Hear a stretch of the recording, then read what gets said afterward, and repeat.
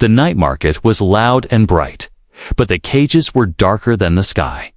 Neon signs flickered in many colors. Rain fell in thin lines and turned the ground into glass. People moved like shadows.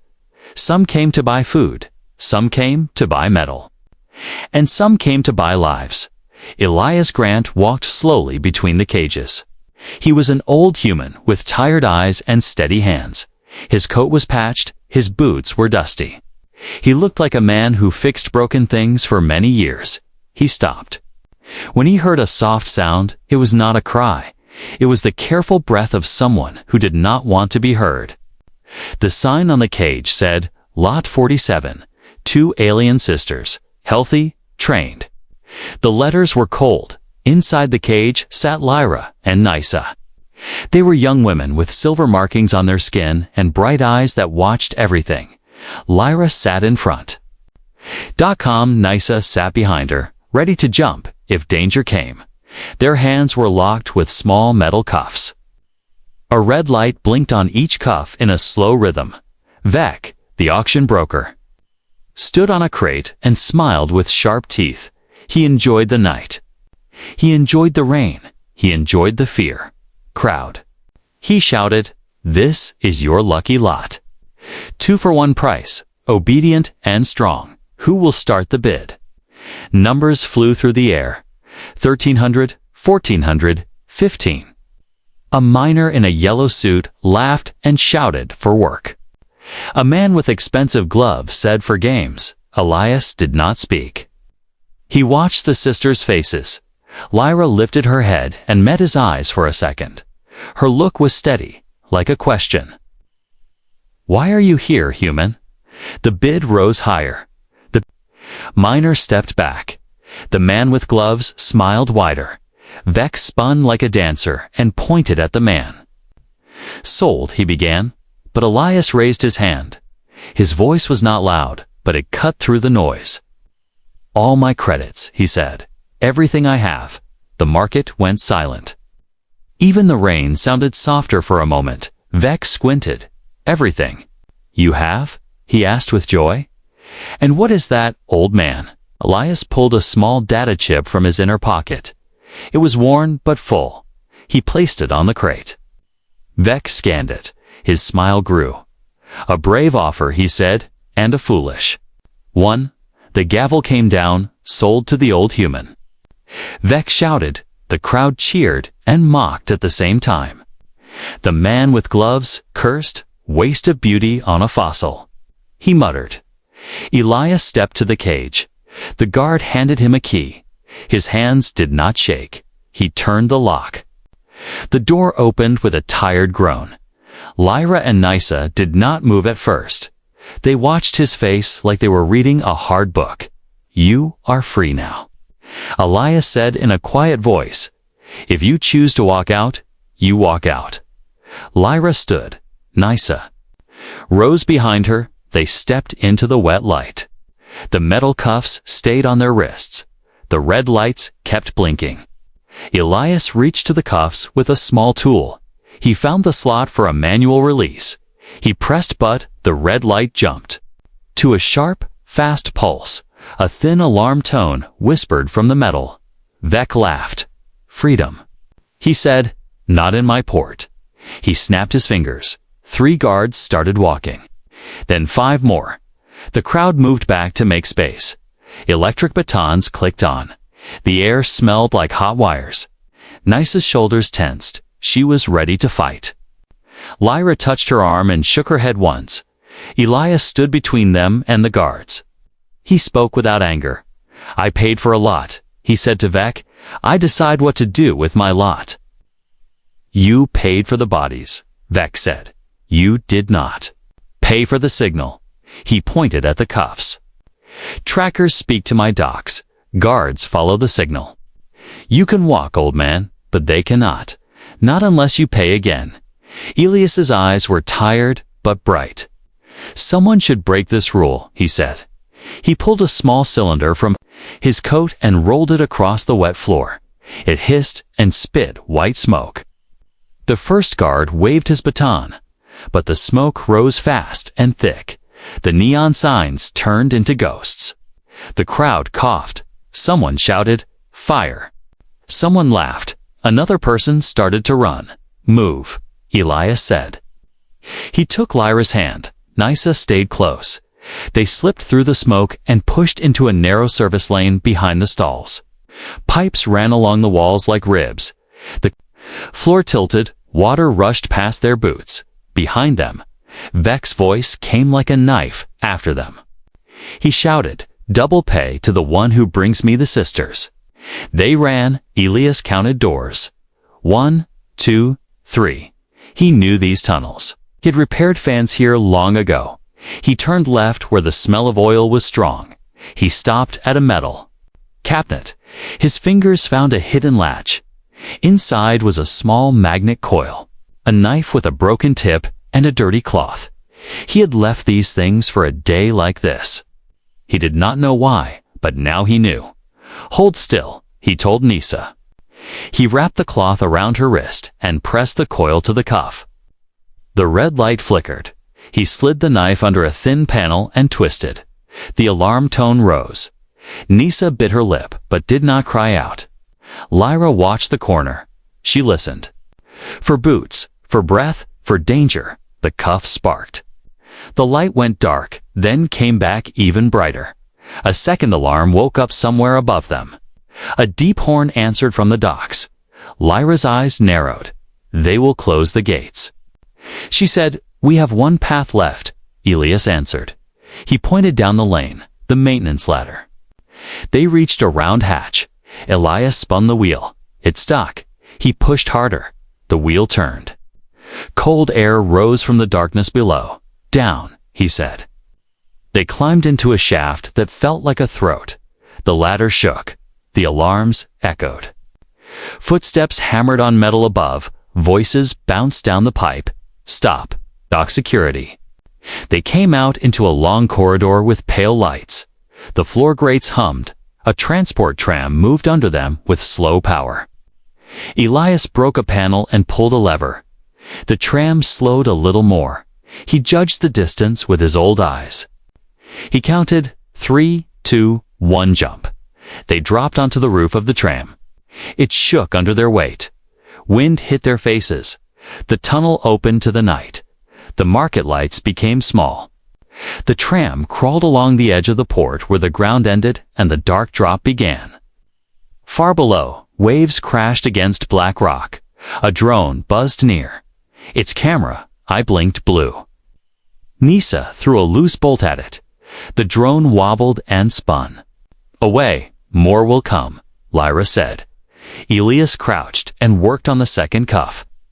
His breath made small clouds in the cold air. "Almost," he whispered. Sparks jumped. The metal burned his fingers.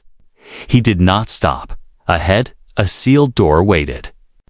At the end of the track, the tram would pass under it into open air, but only if the door was open right now.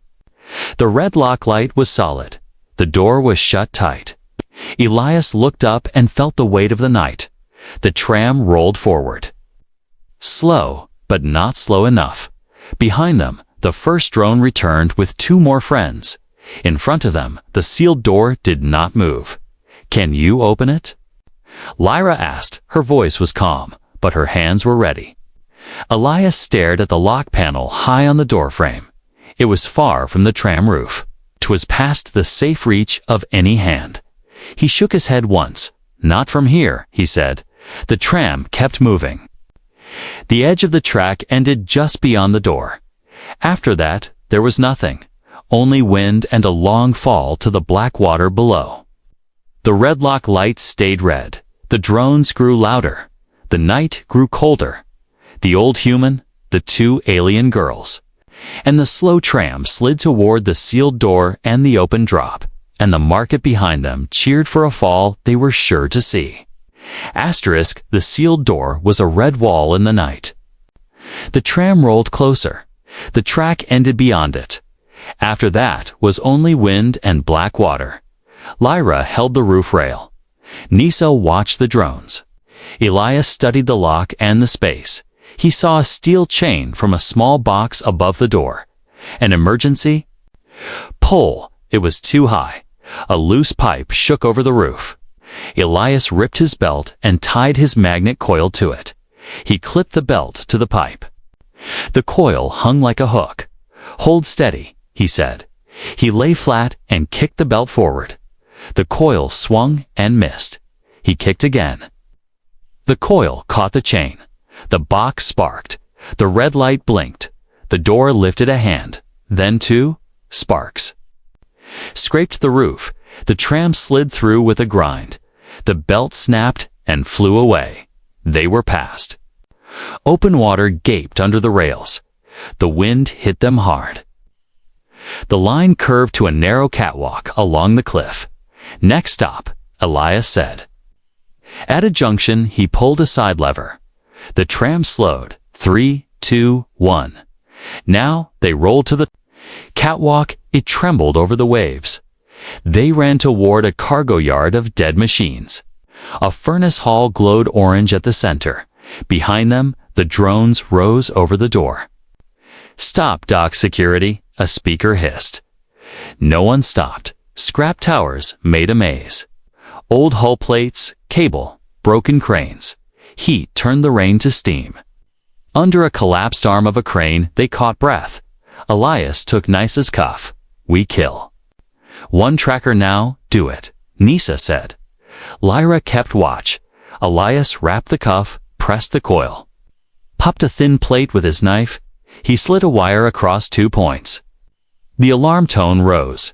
He twisted and held. The light flashed and died. The cuff went cold. Nisa met his eyes. "Thank you," she said. Drones split and closed from both sides of the yard. Lyra saw them. Left, then right. She whispered. They moved like water through rust. A drone found them near stacked drums and clicked an alert. Elias threw a bolt and missed. The speaker hissed again. "Hands up." Elias stepped into view. "Look at me," he told the drone. He kicked a hidden lever on a floor grate. Hot air blew from a feeder to the furnace. The drone sucked sparks and tumbled into the open grate. Its scream was thin and quick. "Go." Elias said. They dashed into the furnace hall. A chute fed scrap into fire. Elias threw a handful of wire into the feeder. The air danced. One drone rolled into the glow and was gone. Another took a bolt in its rotor and crashed into chain. Only one drone stayed above them, careful and cold. It watched and sent numbers away. Far across the docks, a man with a pale mask watched a wall of signals. His name was Marshal Rook. He respected clean rules and exact words. He saw one tracker die by the furnace. He opened the log of the second and studied its path. It moved with plan and patience. He understood the mind behind it. "Old human," he said to the room, "you know the maps." He picked up a long folding staff and a small case. He stepped into the rain. Elias led the sisters behind a melted wall to a drain tunnel. Cold air came out in short breaths. "Lower bay," he said. "A service rail car waits below." They slid into the shadow. Water talked under the grills. The last drone hovered over a broken roof panel and watched. They reached a rusted door with a fat hinge strap. Elias dropped to one knee. Knife, wire. Coil sparks jumped. The lock clicked hollow. He pushed.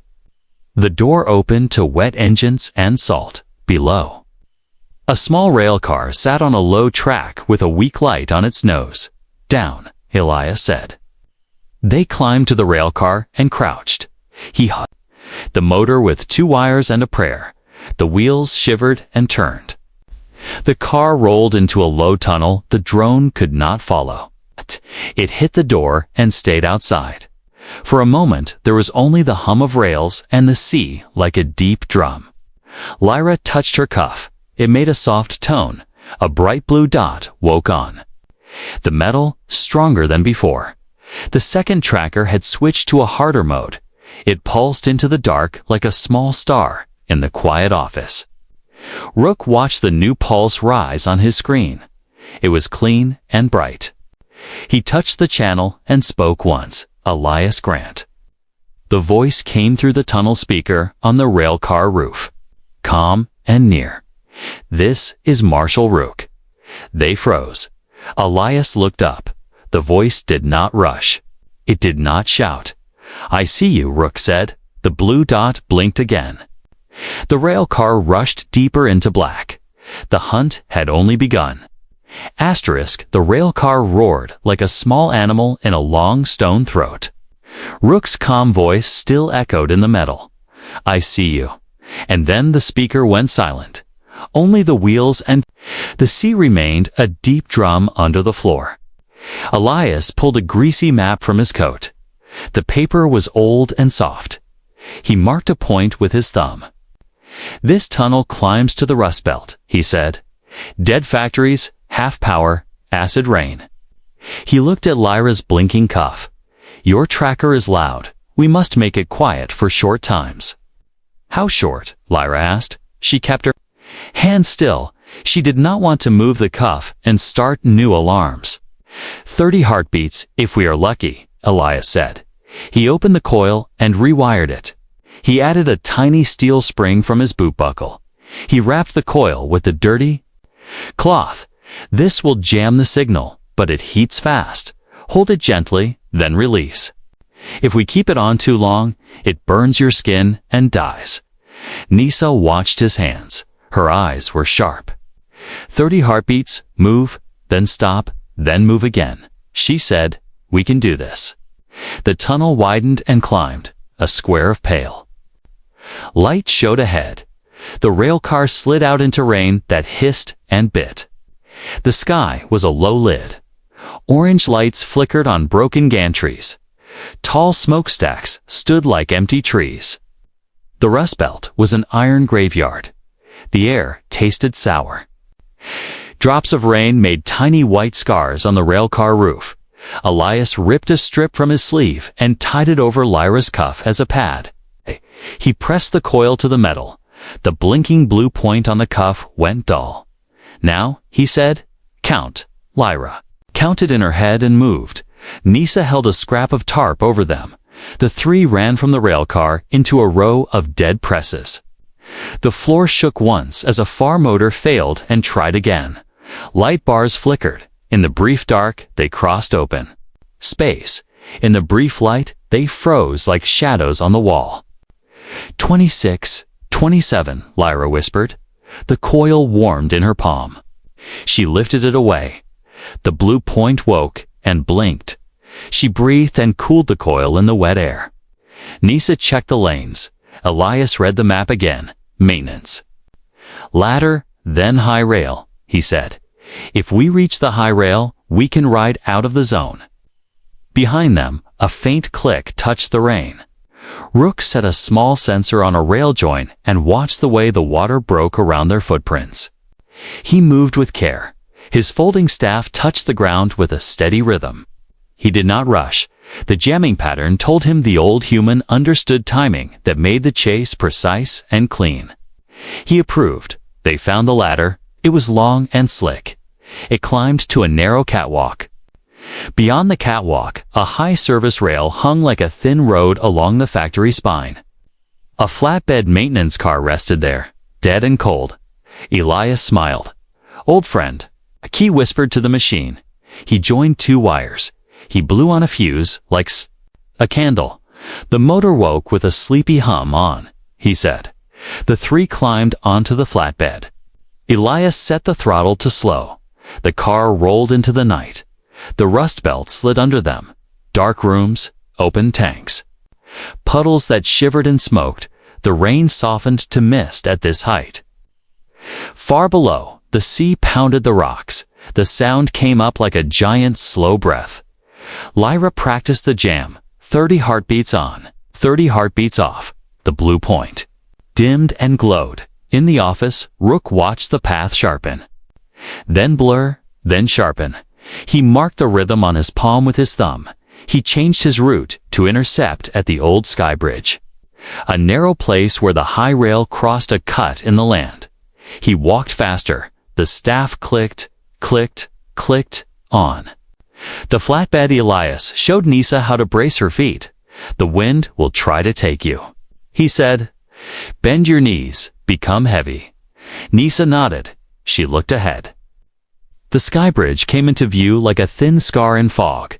2 rusted pylons held it up. On one pylon, a beacon lamp should have burned, but it didn't. The dark felt like a held breath. A shape waited on the bridge. Not a drone, not a guard. A single figure with a hood and a pale mask. A long staff in his hand.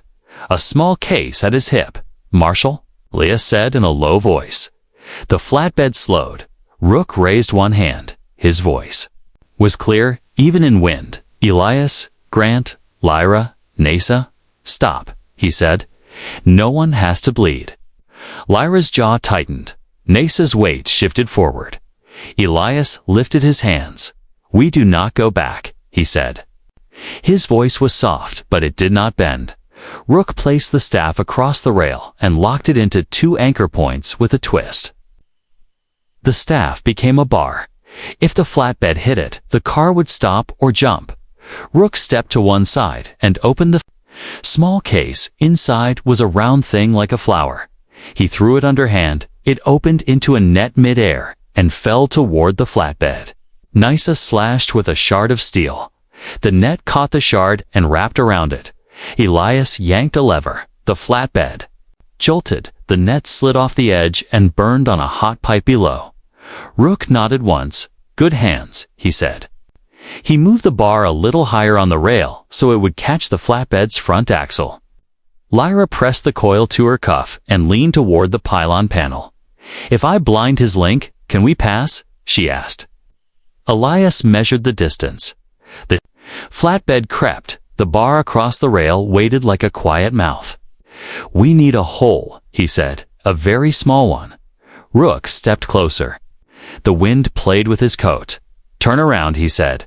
"The broker will face his own law. You will speak before a court. Running makes guilt where there is none." Nisa shook her head. "His court sells people," she said. "We choose our path." Rook's mask tilted a little. He did not argue.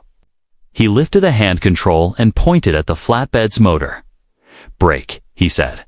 The car groaned and slowed. The bar waited. Elias pulled a thin pin from an old housing and held it like a dart. He breathed once and threw. The pin struck the hand control. Rook's finger flicked. The brake command missed. The flatbed rolled again. Lyra shoved the coil into the case of her cuff and made the blue light die. For a breath, the world felt empty. She launched herself forward. Her fingers hit the pylon side panel. It was locked. She tore the cover with her nails and found 2 contacts. She pushed them together with a spark. The beacon lamp above coughed and flashed to life. Power bled into the bridge for a second. The bar's anchors buzzed and loosened. "Now," Elias shouted. Nisa kicked the bar. It jumped out of the sockets. The flatbed clanged over it. Rook caught the bar with one hand as it spun. He moved with clean steps and did not fall. He looked almost sad. They passed him by in arms. Length for a heartbeat, all 4 were in a single frame. Then the flatbed slid beyond the pylons and into fog. Rook spoke into his mask. "Phase 2, he said. "Cut them ahead." Out in the dark, 2 small pops flashed along the line, far ahead. A section of rail jolted, then sagged. Something had blown the braces under the track. The high rail bent slightly down. A gap opened over black air like a missing tooth. Elias felt the change through his boots. He looked up and saw the brake. The flatbed was moving too fast for a full stop on wet rails. He pulled the brake. The wheels screamed. The motor whined. "Hold on," he said. His voice was calm. His eyes were not. Nisa grabbed Lyra and the tool crate. Lyra pressed the coil again, but her hands shook. The cuff stayed bright. The jam was done. Rook watched from the bridge and did not smile. He had not set those charges. Someone else wanted an end that was not clean. The flatbed raced toward the opening. Rain hissed. Wind rose. The sea below Reached up with cold hands, the gap widened in their eyes. The old human, the two alien girls, and a rattling square of iron rolled toward empty space with no more track and no more time. The gap ate the rail in front of them. The flatbed could not stop. The wheels screamed, the wind pulled, the sea climbed up in cold spray. Elias looked at the thin brace beams under the rail and made a choice. Not soft, not slow, just a choice. Hold. On to me, he said. He yanked the tool crate and jammed it under the front coupler as a wedge. He kicked the throttle once. The motor coughed and gave a small burst. The flatbed jumped the last good tie and leaped. For a breath, they were flying. For a breath, they were only breath. The front edge hit the far rail and bit. Metal screamed like an animal. The wedge split and the flatbed twisted. They slid sideways, sparks shot into rain. The back wheels missed the rail and fell. The bed slammed against a maintenance ramp, bolted. Under the spine, it held like a tired arm. It bent, but did not break. The flatbed ground down the ramp into a lower service road and died there with a long, shaking sigh. Silence arrived. Then rain. Lyra coughed and pressed a hand to her ribs. Nysa rolled to one knee. Elias lay still for a count of 3. Then he sat up and cracked his back. "We are alive," he said. His voice was a little amazed and a little tired. Far behind on the bridge, Rook watched the bent rail and the broken ramp. He did not speak for a long second. Then he sent 3 short codes to the port office. Unauthorized charges on high rail. He said, "Not mine." He looked at the rain smoking on the hot metal and thought of Vec's fast smile. He did not like surprises. He did not like dirty hunts. He adjusted his mask and began to move again.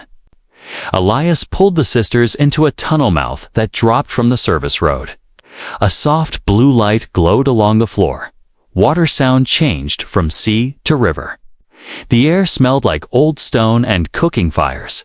"The canyon," he said, "there is a settlement below. They call it Low Lantern." They followed the glow. The tunnel widened and opened on a deep cut in the land. Small houses hung from the walls like birds, nests, ropes, and bridges crossed the open space. Lanterns burned behind colored glass. The rain slowed to a silver mist. Somewhere, a string instrument tried to sing above a pot's boiling lid. Eyes watched them from the bridge. A woman with a copper ring in her hair raised a hand. "Stop there," she said. Her voice was strong, but not cruel. "This is a small place. Speak your need." Elias lifted his hands. He was wet. He was old. He looked like a man who had nothing left to hide. "Food for work," he said.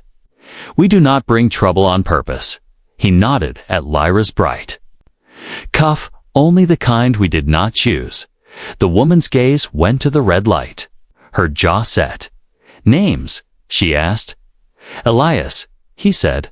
"Lyra, Nysa, I am Mara," she said. "We have broken water makers and dead lights. If you fix them, you may sleep by the warm pipe and eat flat bread. But if law comes, we will not die for you." "That is fair," Elias said. Work began. Elias took apart a drip purifier on a stone table. He cleaned salt cake from a membrane with patient hands. He rewound a pump coil with wire pulled from a dead radio. He changed a cracked gasket with leather cut from his own sleeve. Old tricks, clean tricks. No waste, no hurry. The purifier coughed, then gave a clear tear into a clay cup. The settlement watched like a thirsty animal seeing rain. Mara's shoulders lowered. "You are useful, old man," she said. Lyra and Nysa did not sit idle. Nysa climbed a rope to a creaking platform and killed 3 fat pipe wasps with a hook. Children cheered.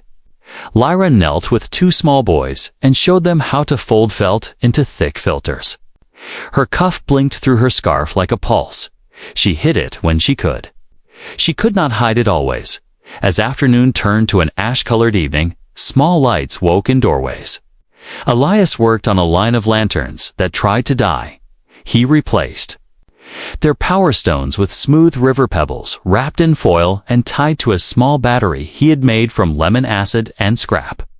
Simple, not pretty, but enough to push a warm glow into the mist.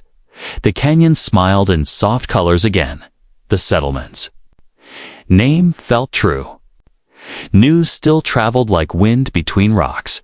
A trader passed through with a wet satchel and sharp ears.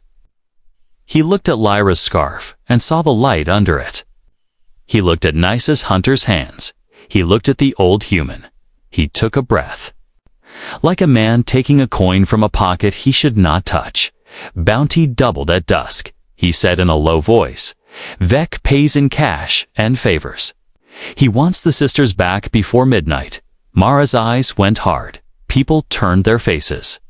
2 doors. We fed you, a man muttered. Do not feed us to fire. Elias bowed his head.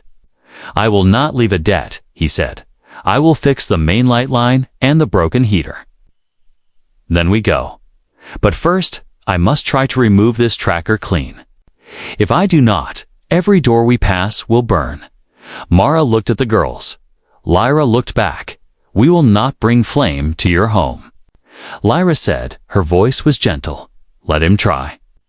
They went to a small storeroom with a low ceiling. The walls were cool and dry. Elias laid out what he had. Coil, knife, glass, shard from a broken bottle, a thin file, a small heater plate, a bowl of clean water, a strip of cloth. This will hurt, he told Lyra. But we must be careful and slow. The cuff has a resin core. Under the core is a power thread and a memory bead. If I crack the bead wrong, it may scream to every ear in the port. Lyra breathed in, then out. I trust you, she said. Nisa took Lyra's hand. Count with me if pain comes, she said. We will not let the pain own you. Elias heated the knife and the glass shard. He cleaned them with boiled water. He wrapped the coil around the cuff to make the blue dot dull 30 heartbeats. He said, we cut in the quiet, then we stop before the coil dies. He slipped the hot glass under the outer ring and lifted. The resin softened and gave a sweet, bitter smell. Lyra's breath shook. Nisa counted low. 1, 2, 3. The inner face of the cuff showed thin silver lines like spider silk. Elias touched 2 with the flat of the knife to feel their hum. He found the cold line, the one that fed power. He pried a whisper of space. Around it, he stopped to cool the coil. The blue dot brightened. He pressed the coil again. The dot went dim. The room held its breath, outside. Rook reached the canyon rim and looked down at the colored lights. He did not enter yet. He listened. To the wind and the faint electric beat below, he heard a rhythm that did not belong to lanterns. He knew tracker code when he heard it. He waited, because sometimes the right move was to wait. Back in the storeroom, Elias worked the file with tiny motions. He cut a path over the bead. He did not touch the bead. He only made a window to see. The bead glowed like a sleeping eye under milk. He whispered, not to Lyra, not to Nisa, but to the part of himself that fixed broken clocks in winter. Almost, he said. He pressed the coil one last time and slid the hot glass deeper to lift the resin cap away from the bead.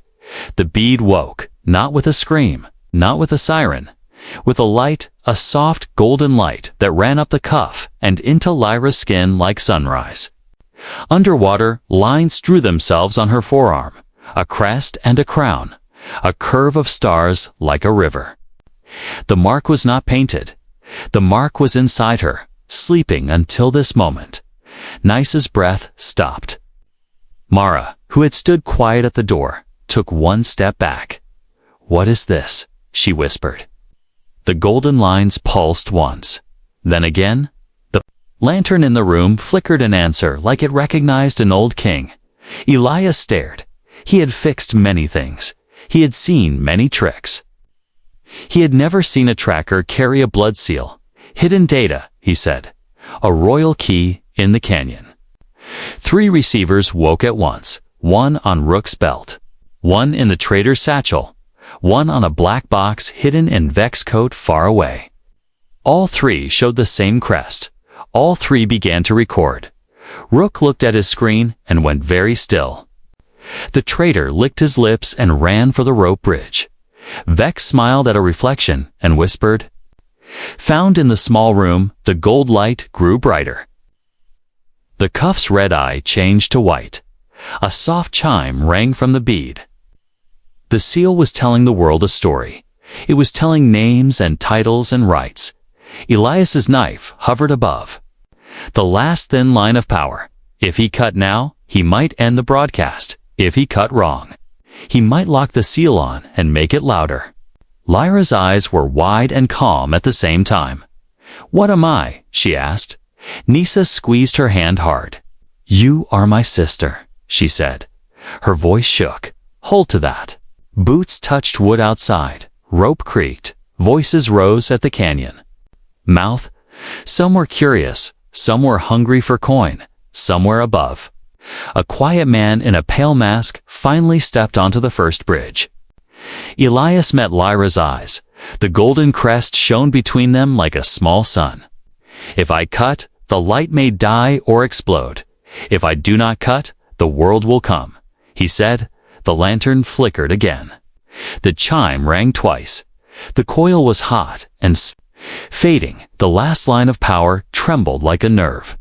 The old human took a breath he could not take back. The 2 alien girls held on to each other.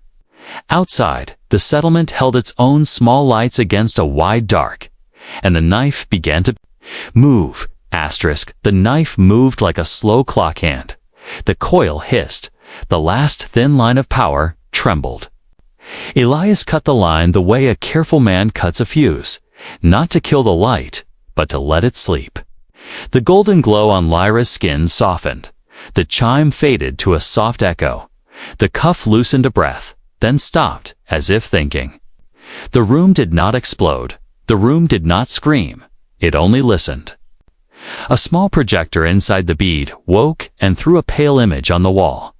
It showed a river of stars, a crown, and a name in an old script. Mara gasped. House of Valen, she whispered. Long gone, long broken. The image showed 2 marks, one for Lyra, one for Nisa. It named them as daughters by oath and blood. It named their exile by a council that feared a war. It named a steward who sold their claim for money and favors. It named the broker who held the writ now. Vec. Elias set the knife down. His voice was even. So Vec does not only sell bodies, he said. He sells titles and names. Lyra's eyes were bright but steady. If we are exiles, can we be free? She asked. Nisa squeezed her hand and looked to Elias. He looked to Mara. Mara pulled an old cloth from a shelf and wrapped it around her shoulders like a judge's shawl. There is a custom, she said. Older than the port. Older than Vec. Older than the council. It is called a bond of choice. 2 free beings speak their bond under lantern light with 3 witnesses. After that, no purchase writ can claim them apart, not even a crooked one. Elias shook his head at once. Not for protection. He said softly, not because we run. A bond is not a shield to hide behind. It is a door you choose to walk through together. We do not speak such words while someone holds a knife to our backs. Lyra's mouth opened, then closed. Nisa looked down.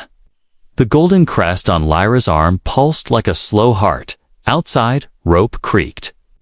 Boots touched wood. Voices carried. The canyon heard the rumor. The canyon smelled the reward. A child ran to Mara's door and almost fell in. Men on the rim, he panted. Not law, not lantern folk. Hard faces, hard guns. Rook stood on the first bridge. His pale mask turned toward the storeroom. He could feel the beat of the seal through the handrail. It was clean code. It was old law. It was not Vec's dirty market. He sent a warning to the port station. Broker mobilizing private blades. He typed, possible riot.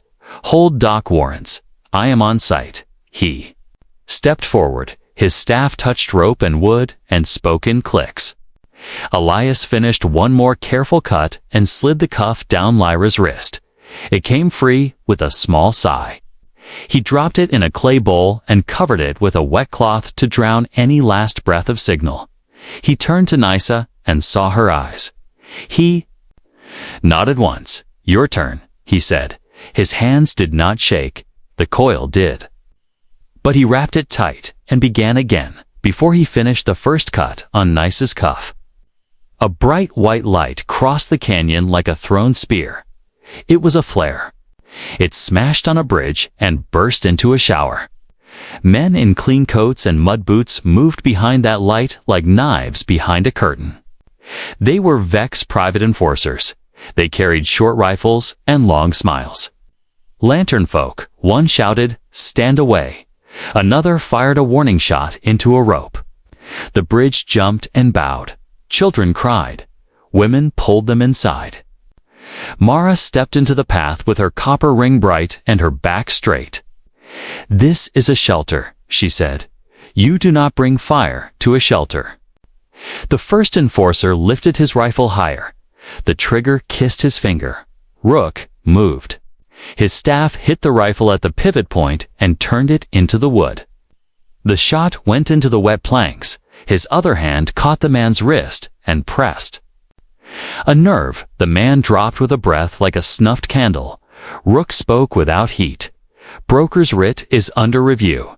He said, "Stand down, but greed is a loud drum." Another man threw a flash bead. It popped and spilled a white sun into the mist. For a breath, everyone saw ghosts. For a breath, sound became cotton. Elias blinked and kept cutting. He cut by feel, Nysa counted by touch. 1, 2, 3. Lyra leaned against the door and listened for feet. Chaos ran along the bridges. Some lantern folk pushed back with hooks and poles. Some hid. Some shouted at their neighbors. "You brought this," some said. "We need his money," others said. Sheer fear did the rest. In fear, a good hand can swing the wrong way. Rook blocked another rifle and disarmed another man. He kept his strikes clean. He kept his steps small. He did not kill. He did not run. He saw Vec himself at the far rim under a rain hood. Vec was smiling with thin lips. He was not wet. He did not hold a gun. He held a little black box with a red switch guard. Rook's eyes narrowed. He did not. Like men who smiled and let others do the dirty work, inside the storeroom. The second cuff gave up its first ring. Elias breathed. The golden light did not come this time. Nysa's bead was dumb metal. But the power line hummed in a different note. "Hidden fuse," Elias said. He shifted the coil and cut in a new angle. The alarm waited. It did not find its voice. Mara stepped in with a cloth shield over her arm. "We must move," she said. "They will burn the small bridges first. They always do. Drive us to the middle. 5 more breaths," Elias said. His knife tip danced. The coil hissed out and died. He had to lift the blade and wait a heartbeat. The blue dot woke bright and hungry. He pressed the old coil again with his palm to squeeze one last whisper of jam.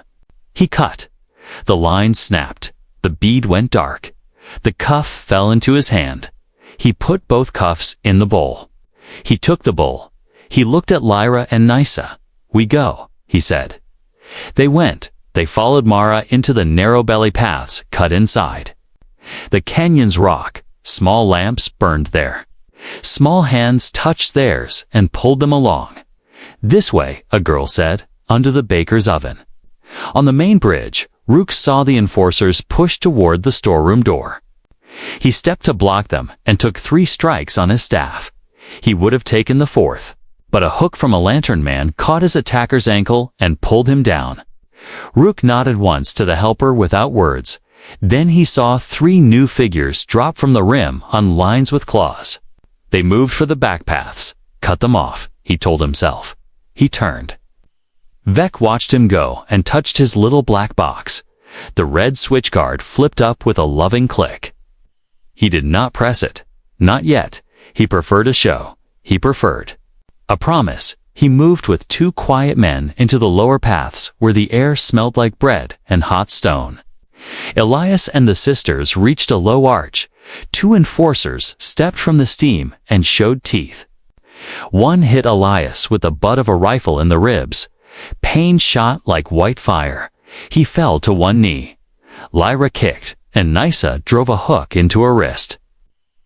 One man yelped. The other grabbed Elias by the collar and pulled him into the hot shadow under. The oven mouth, a third hand, took the bowl of cuffs. The wet cloth fell away. The red eyes inside blinked. "Run," Elias said. His voice was air. "Run." Lyra looked wild for a breath. Kisa turned her shoulders to shield her. Mara shoved them both toward the narrowest cut in the wall. "Go," she commanded. "I will bring him back." But the narrow cut closed behind a fallen crate, and heat and smoke blew, and the oven door banged. And the men dragged Elias through a low hatch and into a side shaft that smelled like salt and old ash. Rook reached the arch one breath too late. He found only a dropped tool and a line of wet boot prints. He tasted the air as if it could tell him truth. He knew where that shaft went. It went to a service dock below the canyon where old boats kissed the rock in chains. It went to a door that opened to the same black water under the port. It went to a place where a broker liked to whisper. Vec waited there under a tin roof. Rain ticked on the metal like small bones. Lamps hung and made yellow circles. Elias's hands were tied. His breath came short. Vec dismissed the two men. With a flick, he crouched so his thin smile was close. He smelled like sweet smoke and new leather. "You are a romantic, old human," Vec said. "You pay for chains so you can break them. You fix broken lights so poor people can see there. Small walls, you think law will notice and clap for you." He touched the bowl with the cuffs and looked at their dim eyes. But law is a market. It buys what it needs. It sells what it can. Elias stared back. His mouth was dry. He did not waste words. Vec's smile did not move, only his eyes. Did he lifted the little black box so Elias could see the red switch. "This speaks to gifts I planted in the canyon," Vec said. "Gifts that wake the fire if I am sad." His voice was soft and bright. "Bring the sisters to my dock." "And live," he whispered. "Refuse, and watch the lanterns go out forever." Rain ticked, water slapped old wood. A gull cried in the dark. Vec's thumb rested under the red switch like a promise. The old human closed his eyes for one breath, opened them, and chose his answer in the space between two heartbeats. Rain ticked on the tin roof like small bones. Vec's red switch waited under his thumb. Elias's hands were tied behind a post. The bowl with both cuffs sat on a crate between them. The dim eyes on the metal watched like insects. The sea slapped at old pilings and made the lamps shake. "Bring the sisters to my yard by midnight," Vec said. His voice was soft and bright. "You will walk out alive. The canyon will stay warm and full of bread." Elias's ribs hurt with every breath. He looked at the bowl. He looked at the switch. He said only one word. "No." Vec sighed as if someone had spilled wine on a clean shirt. He tapped the red guard with his nail. "You are not the first man to pick pride over people," he said, "but perhaps you will be the last tonight." He stood and waved to men. "Lock him. Move him to the yard. I prefer witnesses when I teach a lesson in low lantern." Lyra and Nysa stood with Mara under a small awning. The rain came through as mist and turned their hair silver.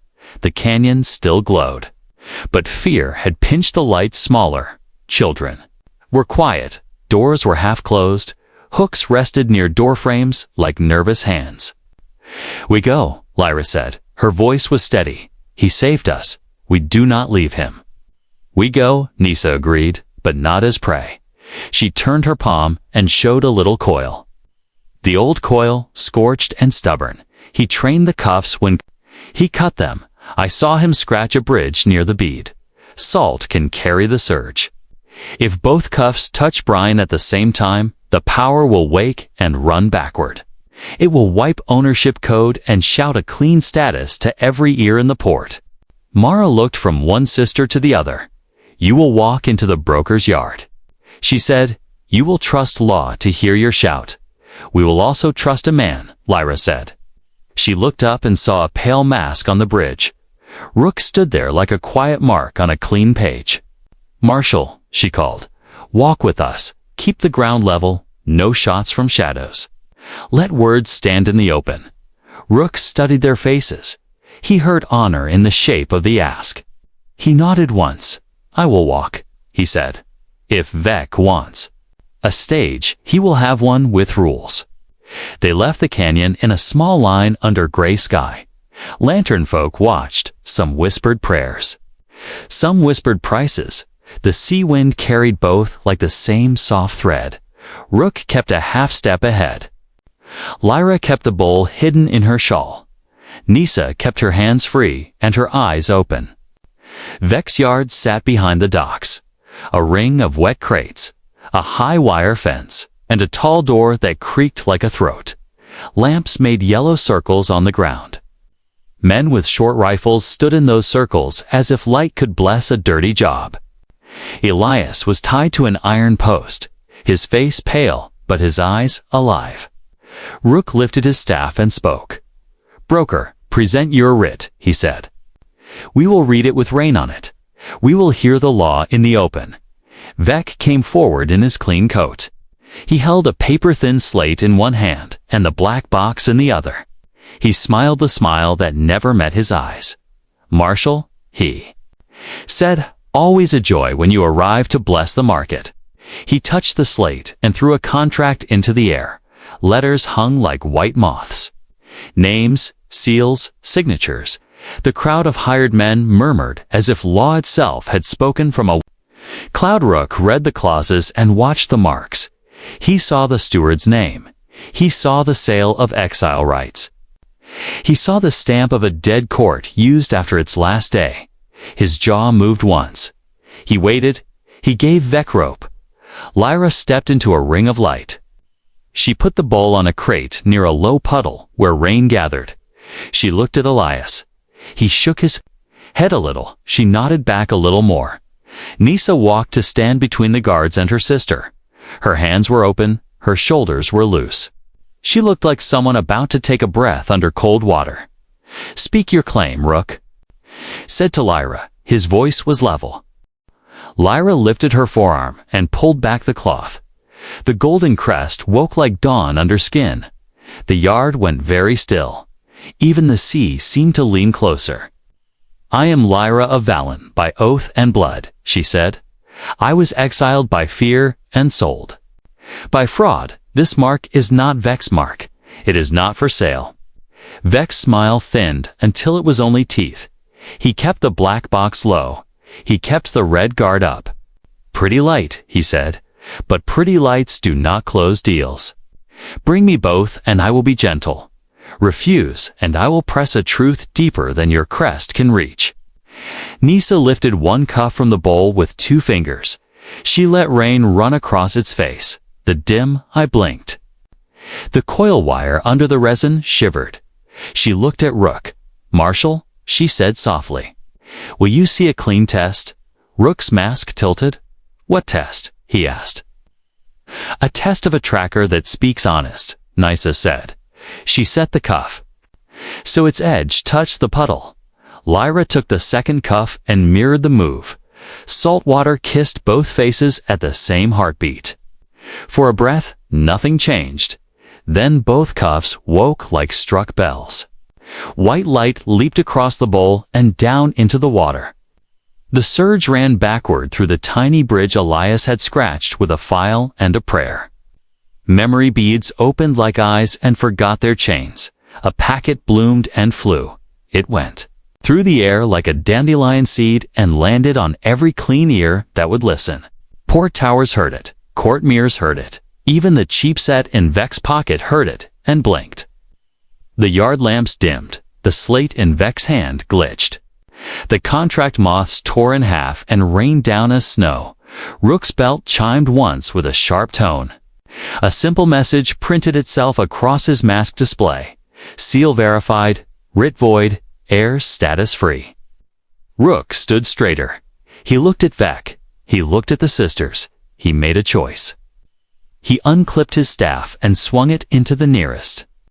Rifle like a clean line on a page. The rifle flew. The guard fell. Drop weapons, Rook said. His voice carried iron. Broker's claim is dead. For a heartbeat, the hired men wavered. Then Vec screamed, not with fear, but with wounded pride. He slammed the red guard down and hit the switch. Nothing happened. He hit it again. The box gave a dull cough. The surge had burned its paired channel. Vec's eyes went flat. He reached into his coat and pulled a second device with a dirty antenna. He flipped a tiny toggle. A thin whistle rose from somewhere under the docks. It was a different song, a manual one. Elias twisted his wrists and felt the wet rope slip. He had been turning his hands against the knot since they brought him. It finally gave. He tore free and kicked the crate with the bull. The cuffs slid into the puddle again and flashed. Guards rushed. Nisa swept a leg. Lyra drove a hook into a knee. Rook moved like a metronome. Clean beats, no waste. Vec did not stay for the dance. He ran into the rain with the second device. 2 men followed. With a bag of tools and a coil of wire, he headed for the lower catwalks that laced the dock to the canyon pipes. He left a line of wet footprints and a thin growing beep that counted in the bones. After him, Rook said. He threw Elias's staff, cut left, save the people first. Elias did not argue. He ran with the sisters toward the canyon line. The thin beep grew into a clock the whole night could hear.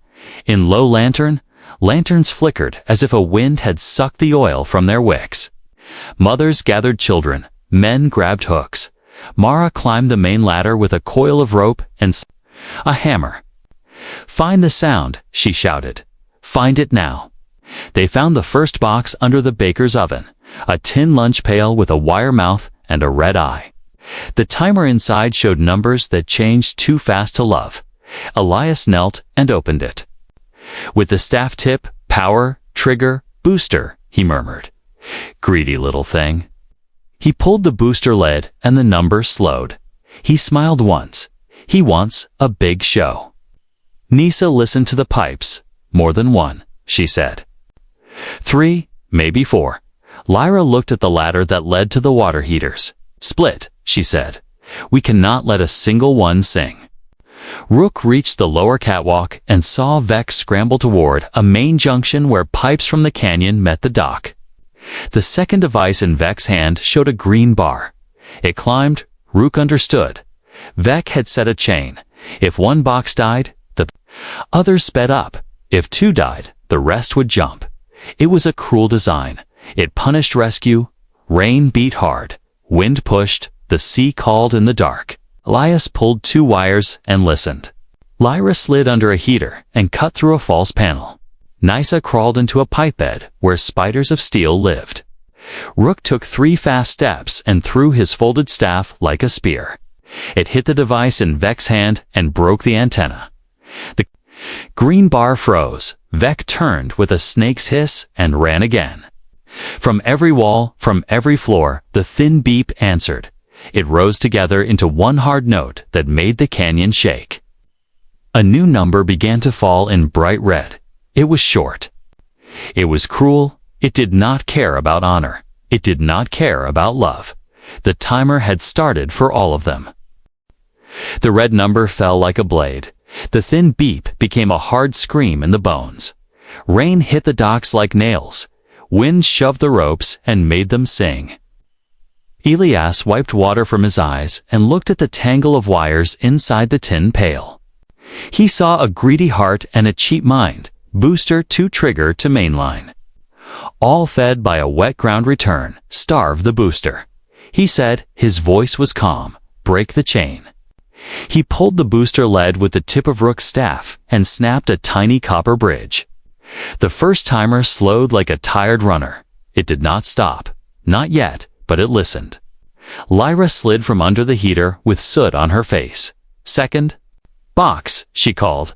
She held a coil of wet cloth in both hands, like a snake. She wrapped it around a hot can and twisted steam burst. A red eye popped and died. The number above it froze and blinked like it wanted to live, but could not remember. How? Nisa crawled through the pipe bed and found the third. It was strapped to a main valve where warm water ran to the sleeping rooms. She pressed her ear to the metal. She heard the fast tick inside the can. She smiled without joy. I hear you. She whispered. She cut the strap with a saw kiss and slid the can into a bucket of brine. The tick became a hiss and then a quiet above them. Rook ran the lower catwalk and hunted the snake who laid the eggs. Vec leaped a broken rail and grabbed a ladder. He climbed with one hand. The other hand held the second device, the green bar. Crawled back to life on its cracked face. Come on, Vec, begged the machine, sing for me. Rook did not waste breath. He climbed. He reached the ladder and took the last 3 rungs in one clean rise. Vec swung the device like a club. Rook turned his shoulder and took the hit on thick cloth. The device bounced and cracked again. Vec hissed and kicked. Rook trapped the ankle against the rail and lifted. Vec fell into the net of his own fence and hung there like a wet coat. Marshall, Vec spat. You lost the market. You picked a side. I picked the law, Rook said. His voice was level. I picked the clean line. He slapped a band on Vec's wrist. The band locked cold and bright. It began to record. State your devices, Rook said. State your plan, Vec. Laughed. But the laugh bled. He tried to twist away. The band did not care. It wrote every breath, every word, every curse. Back in Low Lantern, Mara led a chain of neighbors along the main bridge. Hooks carried tools to hands that had never wanted them. There, a boy shouted by the stove shaft. The fourth box lived behind a loose stone where smoke had polished the rock smooth. Elias knelt.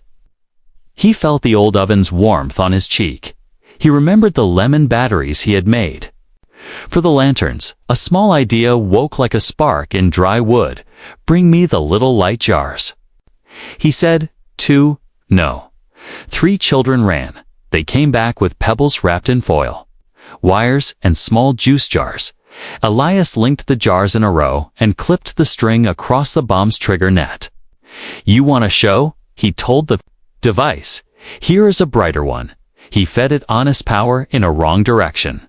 The trigger coil flashed, burned its own throat, and went quiet like a proud singer who sang too hard. The hard scream faded to a soft tick, then to rain and breath, and hearts. The red numbers across the canyon stopped like eyes that understood they were seen.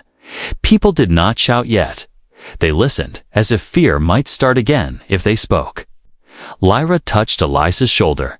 Nisa wiped soot from his face with the back of her hand. He smiled like a man who had carried a heavy sack a long way and finally set it down. Rook walked back into the yard in the rain.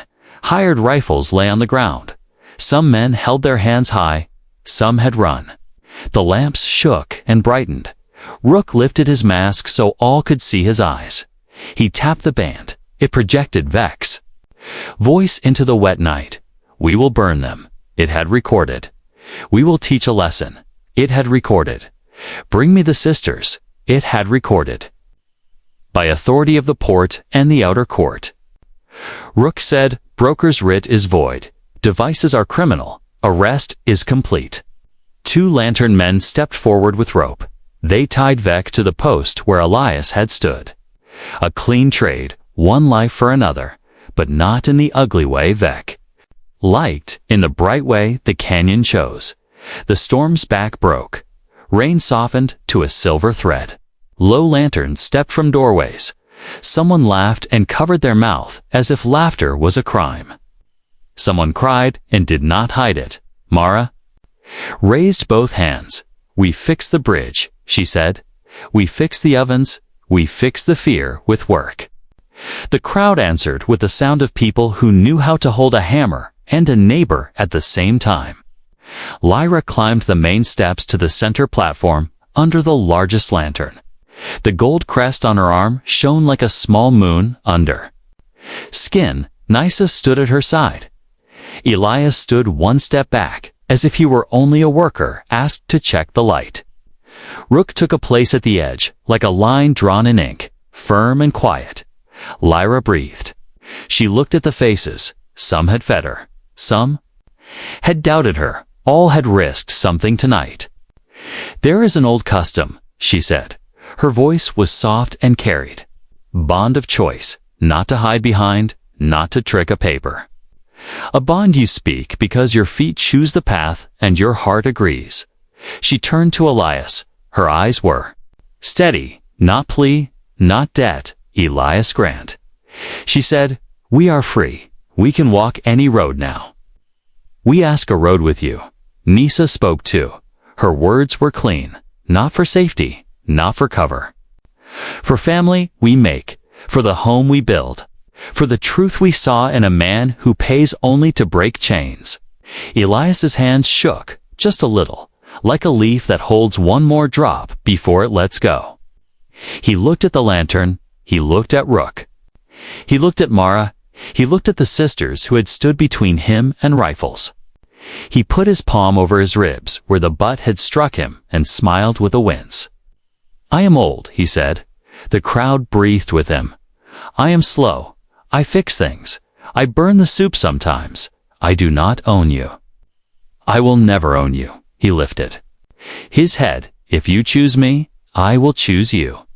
If tomorrow you choose a different road, I will not close a door." Lyra nodded. Nysa nodded. "We choose," they said together. The word felt like warm bread in a cold room. Mara stepped forward with 2 copper rings that had held curtains once. She had polished them until they caught the lantern light and threw it back proud. "Witnesses," she said. 3 hands rose, Mara's, Rook's, and a child's who had fetched the jars. Good law, good steel, good future. Lyra and Nysa touched rings to Elias's rough fingers. He touched them back with careful hands. The lantern swelled and hummed like it remembered this song. Rook's mask chimed once, not a warning, just a note like a stamp on clean paper. The bond stood, not magic, not a spell, only words in the open, and eyes to hear them. And work waiting just after. Vec watched all this with a face like wet ash. He shouted a curse at the canyon. It fell into the sea and did not learn to swim. Guards led him away along the dock. Rook sent the recording to the port tower. He did not smile. He only stood a little easier, like a wall that no longer had to lean against a wind. The night opened. The clouds tore. Stars showed like nails in the dark wood of the sky. The red lights that once blinked on metal were gone. Warm lantern circles touched every door.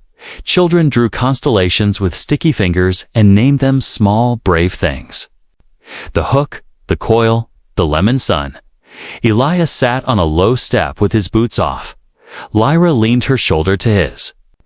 Nysa rested her head and watched the steam rise from the warm pipe. "You bought chains to break them," Lyra said. Her voice was a smile. "Now we build a home." He looked at his hands. They were scarred and useful. He looked at the canyon. It was still poor. It was still small, but its lights were many and stubborn. "Tomorrow," he said, "we fix the main line for good." "Tomorrow," Nysa agreed. "We teach the kids to fold better filters." "Tomorrow," Rook added from the edge. Almost a joke, but not quite. "We argue about regulations and win anyway." The 3 laughed. The canyon laughed with them. The sea breathed slow and heavy like a giant who had gone back to sleep. The stars burned like patient eyes over wet ropes and drying bread, and a new bond spoken under honest light. And the old human and the two alien girls sat there a long time, not running, just choosing, again and again, under a sky that finally looked big enough for their names.